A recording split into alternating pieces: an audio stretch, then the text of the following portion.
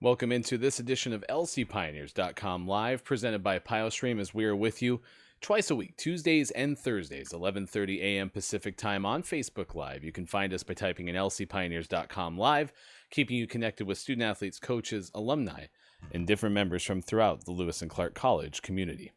Hi, everyone. I am Ryan Goff. I am the play-by-play voice and director of athletic communications for Lewis and Clark. We are the Pioneers, based out of Portland, Oregon, and members of NCAA Division III, with 19 intercollegiate athletics programs competing in the Northwest Conference. So a 9-team institution conference, a 9-institution conference from throughout Northwest Oregon and the state of Washington, and a chance for our student athletes to compete on the national stage as a member of NCAA Division III, the largest membership of all of NCAA, over 430 institutions nationwide. And that's a good stage to set our conversation today, because for the second time, we bring back one of our student athletes. In a few minutes, we'll talk to the senior for Lewis and Clark women's basketball, Hannah Martin. And I bring that up because D3 week is a big deal for NCAA Division III. And this year, Hannah has worked hard with our Lewis and Clark Student Athlete Advisory Committee and IME, one of our offices on campus, Inclusion and Multicultural Engagement, a chance to have a discussion around social justice activism. And so that'll happen on Wednesday, April 7th, as part of D3 week. And we welcome in Hannah Martin to tell us more about it now. Hannah, we've had a conversation with you on the show, so this is kind of exciting because a chance to bring you back on, because this kind of started on the heels of our conversation with what you might want to do specifically through your appearance on the show, but you've had an idea in your head that started well before that. Describe kind of how everything got into motion with what we're planning for D3 week. Yeah, so I'm really excited about this event, and a lot of hard work behind the scenes has gone into it. And it kind of just started because over the summer, a kind of like awakening happened, especially in the Lewis and Clark community. And I just kind of wanted to continue the discussion. And we wanted something that isn't just a talk that nothing comes out of it, or it just kind of like overwhelming. It's like concrete advice that is given to us as student athletes or coaches or administrators, anybody that really comes, just concrete advice or methods that they can do. So it's not an overwhelming process of wanting to create change. And we wanted to make it fun. So we have like t-shirt giveaways that you can wear around campus to support everybody on campus and just have this inclusion. And we have giveaways. So yeah, I'm really excited. It's going to be an awesome event. And it's a lot of hard work coming together. And I know me and Ryan have had a lot of conversations about what we can do to have an impact on campus. And this is an awesome way to do it. And I'm super excited. Yeah, and we're going to get into a conversation that you had with interim director of IME, Dominique Gardner, in just a moment. Give us the details in terms of who is going to be on a call with Lewis and Clark students, some of the specifics, date and time, and we'll make sure to start the show with registration information. We'll end it with it as well. Yeah, so we're having the speaker, Jen Fry, come, and she's awesome. I've talked to her. I've read a lot about her. So she kind of ties in this conversation of social change and diversity and the importance of it to athletics. So it's not just an overall broad conversation. She's been in our shoes. She's been a college athlete. She's been a coach. She's gone to the national tournament. She's been in this position. So it's kind of really tying in these two worlds of social change and athletics. And it's going to be April 7th from 5:30 to 7 on Zoom. And there's a pre-registration link, which is lcpioneers.com/jenfry. And it's just going to be super exciting. And if you pre-register, then you're entered for giveaways as in gift cards and different things like that. And then if you come to the Zoom call, it's a free limited edition SAC social justice t-shirt, up to 75 shirts. So it's just super exciting. And Jen Fry is awesome, and she's just going to have a really interactive conversation where everybody feels comfortable to just be there and learn. Well, Hannah, thank you so much for your effort and your time on the first edition that you were on. We will link to Hannah's first appearance on lcpioneers.com live when we post the show to watch on demand inside the fan zone at lcpioneers.com, as well as on our YouTube page. Hannah Martin, thank you so much for setting this up, and we look forward to the event on April 7th.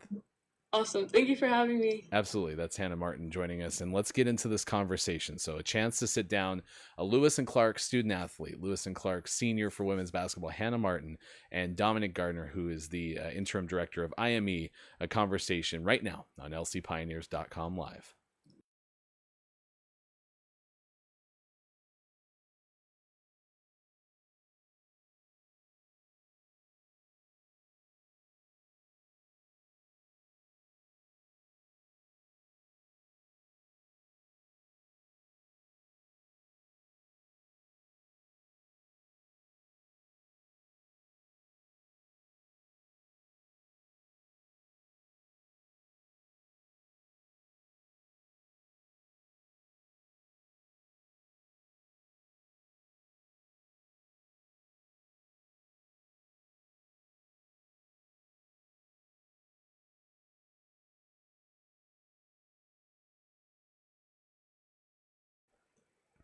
Apologies, a little bit of technical difficulty. So what we'll do is we'll take a quick break, come back, and we'll have that interview for you on lcpioneers.com live. Thanks for being here.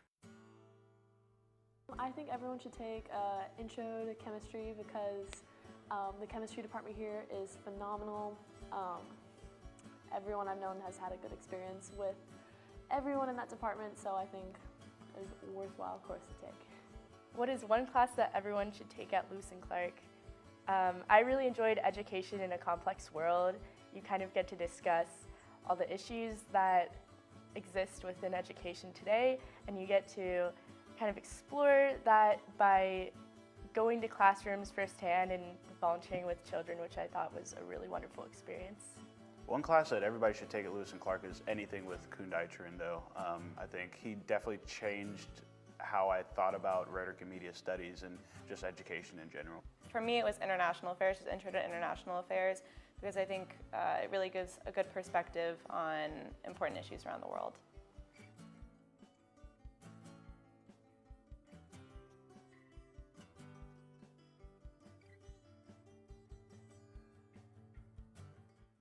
All right, thank you again for being here for lcpioneers.com live, presented by PioStream, and we had Hannah Martin on to introduce the conversation we're about to have, leading into an opportunity for Lewis and Clark students to sit down with social justice educator Jen Fry as part of NCAA Division III week coming up on April 7th. That's going to be more information about that available at lcpioneers.com/Jen Fry. All right, let's get in this conversation. Hannah Martin and Dominique Gardner on lcpioneers.com live. Okay, hi everyone. I am joined by Dominique Gardner, who is the interim director of IME, and we kind of wanted to just have a discussion about social justice and trying to be a social justice activist. And kind of how this conversation started was we wanted to create an event on campus for athletics, for the student athletes to kind of have a resource on concrete things that they can do. And that conversation has not really been around as much this year as we would have hoped. So we wanted to contribute to D3 week by having this conversation. And me and Dom are gonna kind of talk about why this is important and what types of things we can start to think about like before this conversation.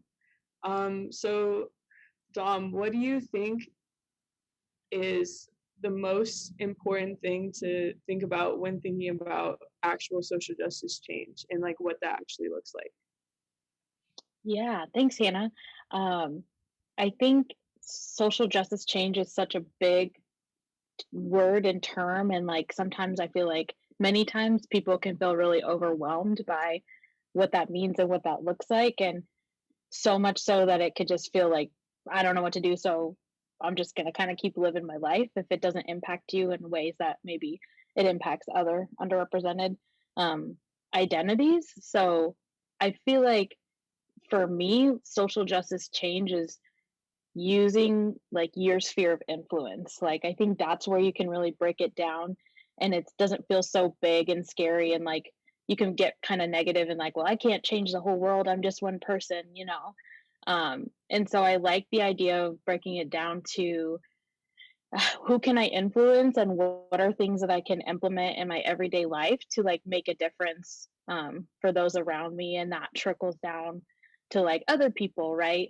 You know, you and I have a interaction, and now you can take that and interact with 6 7 other people, right? And it just kind of keeps going. So to me that feels um like a change in social justice, and whether that be like doing some like research for yourself if you're not aware of like what you can do to make changes, or just changing the way and what you read and what you watch. Like there's so many different things that you could do, which again I think can be really overwhelming too. But I feel like doing something like an event that we have coming up and attending something or having a discussion, like those are ways that you can start to create change.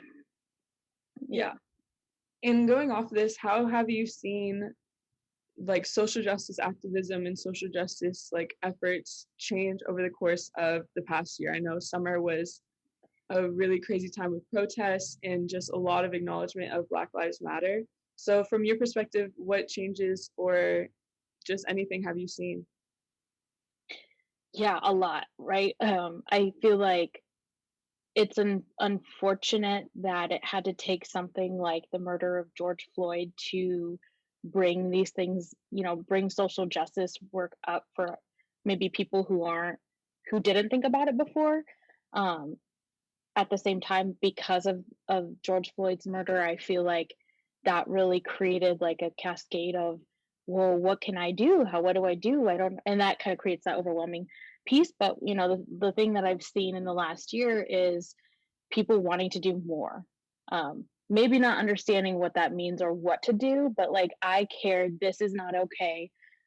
What can I do to make changes? And so I've been really pleased with like the division of student life here at Lewis and Clark, and the things that we've been doing. I'm on the student life diversity, equity, and inclusion committee, and so we've been offering professional development for staff members to have discussions on anything from like the history of racism in America to whiteness and white supremacy, to how to be a more inclusive leader. So I think, um, to speak to the changes, I think a lot more people have been open and wanting and active and like, what else can I do? What else can I do?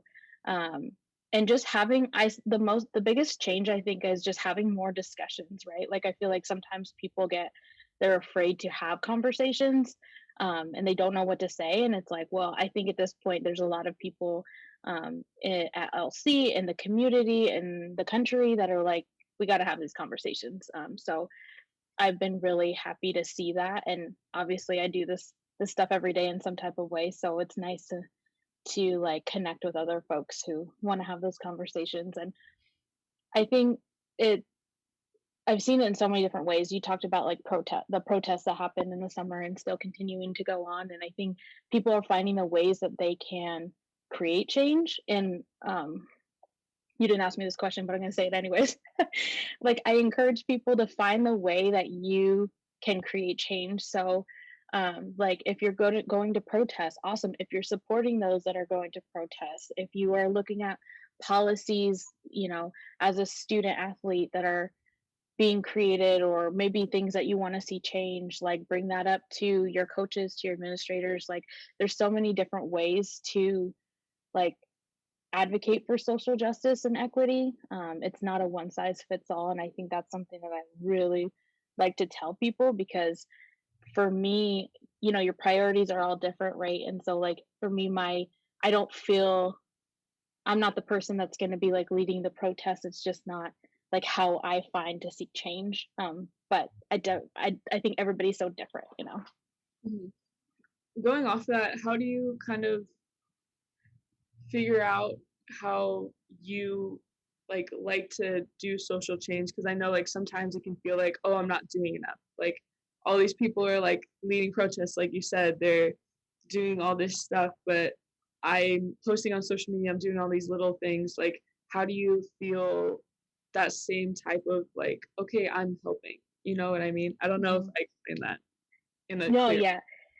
I think this gets so tricky, right? Because there's like you feel like you're doing enough, but you're afraid to like say something, and then people are like, you're not doing enough. So, and then you feel attacked, and then you kind of retreat in, right? And so I don't think there's like a great, like one size fits all answer to that. Like I know something that we do for social justice and DI work is like looking at first, like introspectively, like, what are the identities that I hold, and what privileges do I have, and how can I leverage those privileges, right? Privilege identity, to like make changes, and what are the ways I can do that. And so, like, I think that's the first thing you can do, but that can't be the last thing. I think that's sometimes where we're like, yeah, yeah, yeah. I thought about like what privileges I have, and I'm calling it a day, and it's like that's not, you don't stop there, right? But it's like lifelong. I think that's the part that's hard, and it's hard to answer that question because you can't just be like, yep, I did this, this, and this, check the boxes, like I think I'm good. Like, so that's why I feel like I can't totally answer, because it's just I feel like it's a lifestyle, um, in the things you do, and the places, everything, like what are the restaurants that you're supporting, like what kind of clothing are you buying, all those things can make like a difference in supporting and creating change. um so I don't think for me there's ever a time where like I'm good.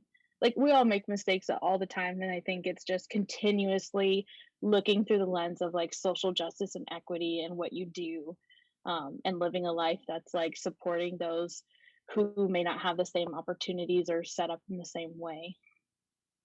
It's like a very long answer to your question. That was awesome. That was an awesome answer.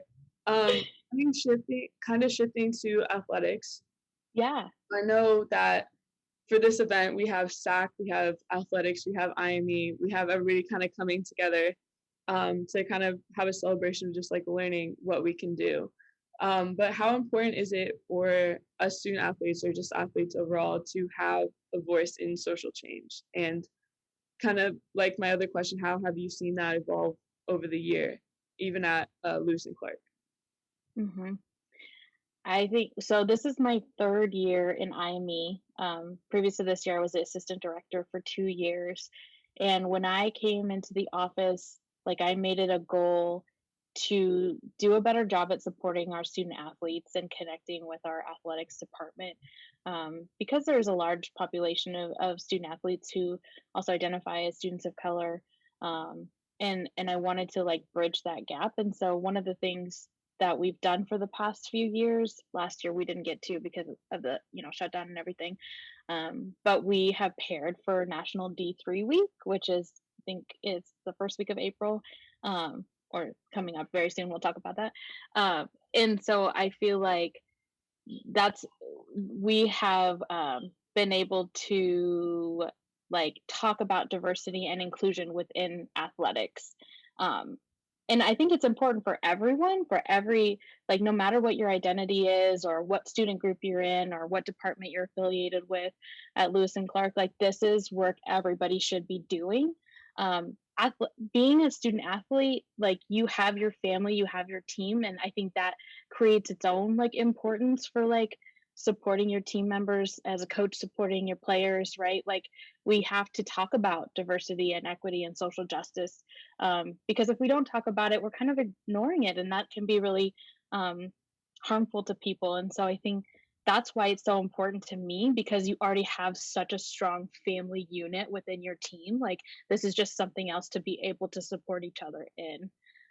So that's why I would say it's so important. Like I said, it's important for everybody, but I think I love the dynamic that you have as a team, um, and the cohesion that you have created. Like you come in, many times if you come in already on a team, like that is your unit. So like the importance of seeing your, fellow player as a whole person, and supporting them as a whole person, not just, on the court, on the track, on the field, that kind of thing, but like as in their everyday life, like that only makes you better when you're in competition, in my opinion, because you can trust people on a different level. Yeah, I totally agree. I think because it is such a family environment, everybody kind of wants to be heard and appreciated. And I think, like you said, it even makes it different, like on the court or on the field or wherever you're doing your sport.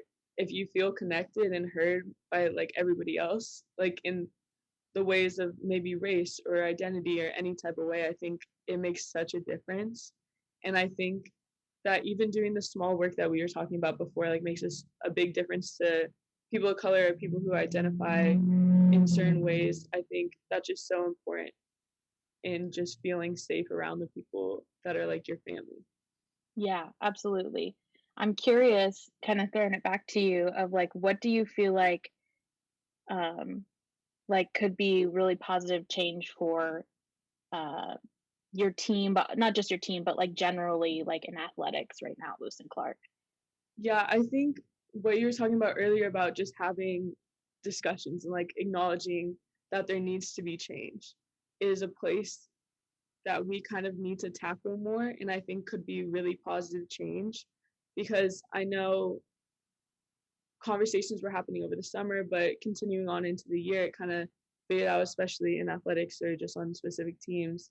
So I think just having this consistent conversation and going to these things to learn, like our event, you will learn to do change, you'll learn to different ways to support people. I think that type of stuff is so important, and it can be a very positive thing for teams, or just like on a bigger scale of like athletics or Lewis and Clark or Portland. It just like keeps on going. Yeah. Just yeah, just having conversations and like really trying to make a change, and like acknowledging that it's there, and like really trying to have an impact. So, Yeah, I agree. I think that that's the piece. It's sometimes when like we think about, oh, we're going to do a diversity day or we're doing a program like that, I just want to challenge like the viewers now that it's everybody's job. And it's not just like, oh, it's a diversity event. Like that's probably, I'm assuming, just for, you know, athletes of color. Like, no, like come to the event and learn more. And it's not like a quiz.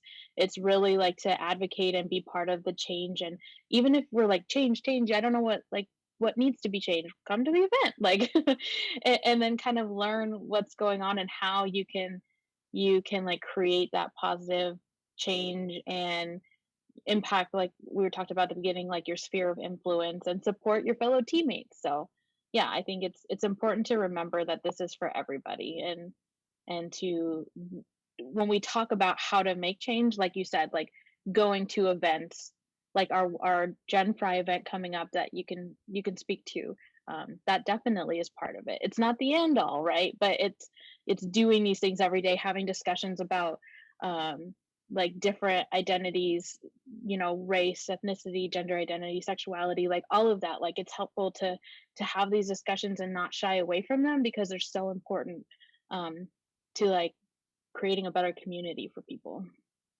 yeah, and to kind of conclude, I just wanted to talk a little bit more about the event. So we're having Jen Fry come, who's amazing, and she's super exciting to listen to and very informational, and kind of makes an environment that everybody can learn from in a safe way. And it's not a class, like you're not being taught, you're not being spoken to. It's kind of like an interactive environment, and we're just going to kind of learn the concrete ways that we can make change as individuals, and kind of what me and Dom were talking about this whole time, just kind of connecting everybody and trying to help in any way that we can. But yeah, the event's going to be really cool. It's on April 7th at 5:30 to 7, and it's going to be on Zoom, and it's part of the D3 week celebration. And we're going to have limited edition SAC social justice t-shirts that are really awesome, and it's up to 75 people, so make sure you come. And also, if you pre-register on the Google link, you will be entered into giveaways for gift cards, which is super exciting. So make sure to sign up and come and have a great time, and just listen to an awesome speaker and be ready to learn. Yeah, absolutely. And one more plug too for Jen Fry. Jen Fry was a D1 athlete and coach. So I'm really excited for our student athletes to be able to hear from somebody who gets it, who knows what it's like to be on the court, or just be, you know, competitive athlete, and really talking about anti-racism within being a student athlete. So very excited. Hannah's done a lot of hard work to plan this event. Really excited to see it through. All right, well, thank you, Dom, for talking to me, and have a nice day. Thanks. All right, that's Hannah Martin joining us on lcpioneers.com live conversation with Dominique Gardner, the interim director of IME at Lewis and Clark. And one thing that is specific about this event that I want to share with you in talking to Hannah and figuring out kind of the goals that Hannah had in mind as she set up this event, which again, Lewis and Clark students register. It's lcpioneers.com/genfry, JENFRY.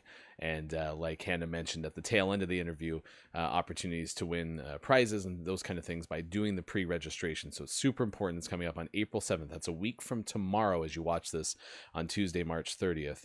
Excited to have that as part of our D3 week celebration.